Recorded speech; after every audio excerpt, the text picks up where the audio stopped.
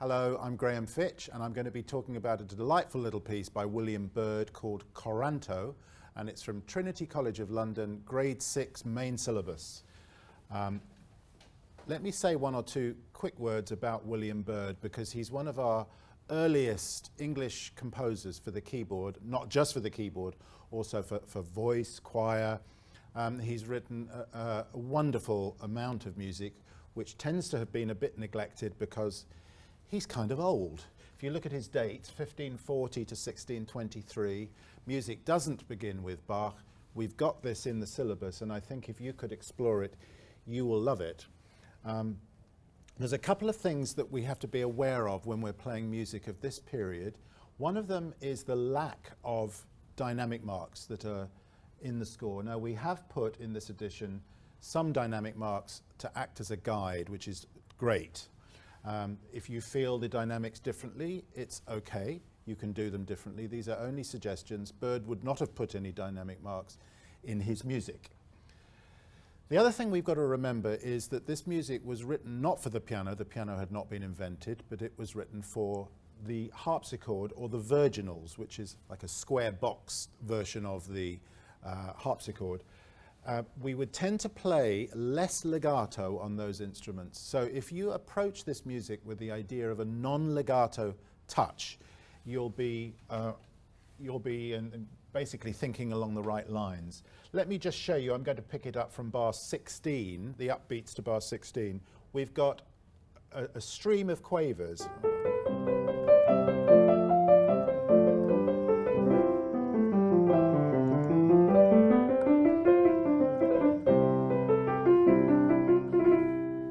Now, if you notice what I was doing there, I was actually not playing I wasn't playing staccato, I was playing non-legato. Let me just demonstrate that in my right hand now.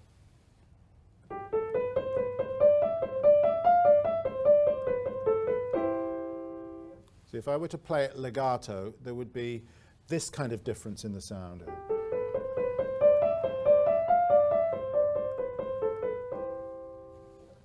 I would tend to want to shape the line with little hairpin rises and falls. If I were playing staccato, we'd get again a different flavor. Let me show it to you staccato. And so on. That's very choppy. So a non-legato is halfway in between a legato and a staccato. So that approach would work very well in general for the quavers in this piece. If you want to do some staccato, that's absolutely fine. You can do that too. You might want to articulate a little bit more. Let's come back to that in a minute when I play a little bit more of it for you. I think the other main thing that would cause problems, or could cause problems on first glance, is the ornaments. Now, we have, in this period of music history, they tended to write slashes through the note head, through the note stem. So here we see two little slashes through the note stem, which indicate an ornament. Now, what ornament do they indicate? Nobody's really too sure. It could be a trill starting on the upper note. I'm now looking at bar 1 for you. Did you hear what I did there? Let me do that slowly. So the upper note, main note, upper note, main note. And what that gives you is a lovely kind of harmonic zing and a rhythmical accent as well. Remember that the ornaments all start on the beat. Don't start the ornaments before the beat. But you can, if you find that you can't actually manage them, as we have indicated at the bottom of the page, those again are just suggestions, very good suggestions, but they're not necessary. If you can't manage a 4-note trill here, you could do a 3-note trill, which is this, starting on the main note. And there are other instances where you might prefer to play a mordant, which is the main note, the note below, and then the main note again. We can find some examples of that. Let me see if I can find some.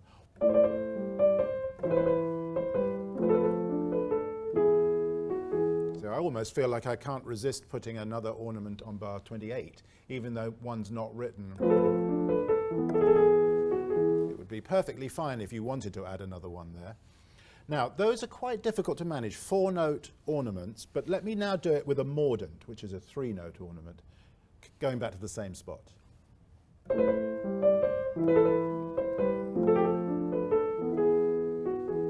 That would be perfectly acceptable. Now let me do the other type of ornament, which is the upper mordent. So that in slow motion is main note, upper, main. Let me do that passage again with that ornamentation. No, let me do it again. Sorry, that's difficult for me to switch from the one to the other.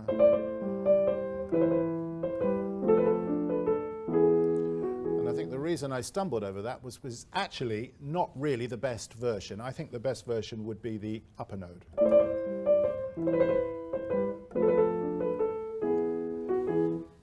Now the other thing, stylistic thing, that I think is important to point out is chords, whether we spread the chords or whether we play them together.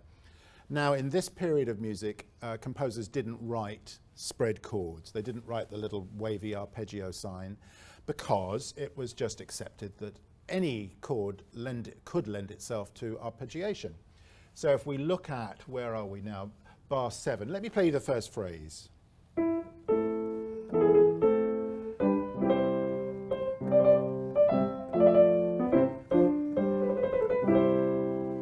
There, when I get to that bar 7, I quite like to spread that chord, and it seems to work there rather well as a fairly quick spread, which gives you a nice rhythmical accent again.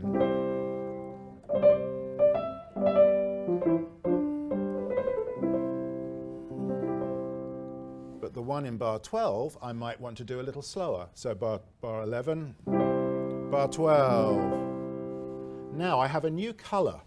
Why? Because we've changed key. We've now got a little section in A minor. You may say, well, what's a C sharp doing in A minor? It's A major, A minor. There's the false relation, the C natural.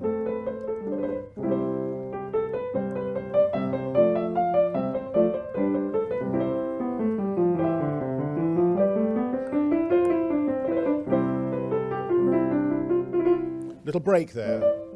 It's perfectly fine and actually necessary to punctuate this music. When we come to a phrase end, we can just take a little time. So between the end of that, just before the piano, I just take a little moment and then change my colour.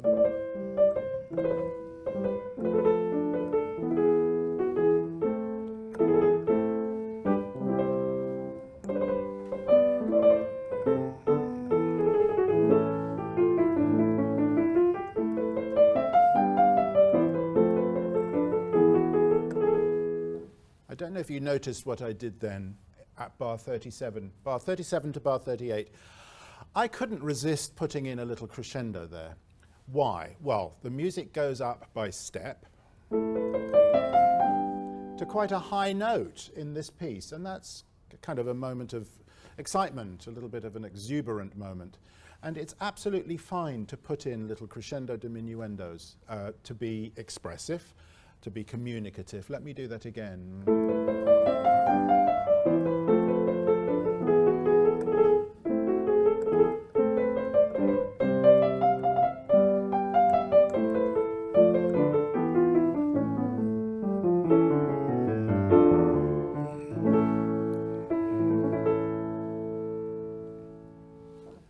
So I am feeling free to be expressive when I want to be in terms of crescendos, diminuendos. I'm also trying to be as rhythmical as I can possibly be in this piece, which means basically putting little detachments in between. Let me show you now. In the left hand, I'm looking at bar 13.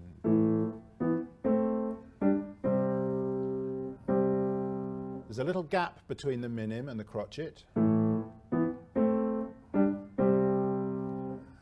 And indeed between the dotted minim and the minim that follows in the left hand. And when I have my dotted rhythms, let me go back down to bar 23, 4, 5 in the right hand. Do you hear the little gap in between the dotted crotchet and the quaver? And I'm making the quaver short.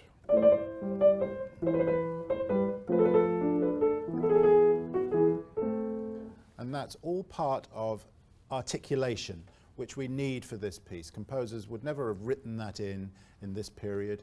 They just assumed that everybody who was playing this music would have their own recipe for articulation, for dynamics. Remember that a coranto is a dance, so what we need to do is to give a very strong rhythmical feeling to this piece. Feel free to add your own dynamics and be creative with your articulation.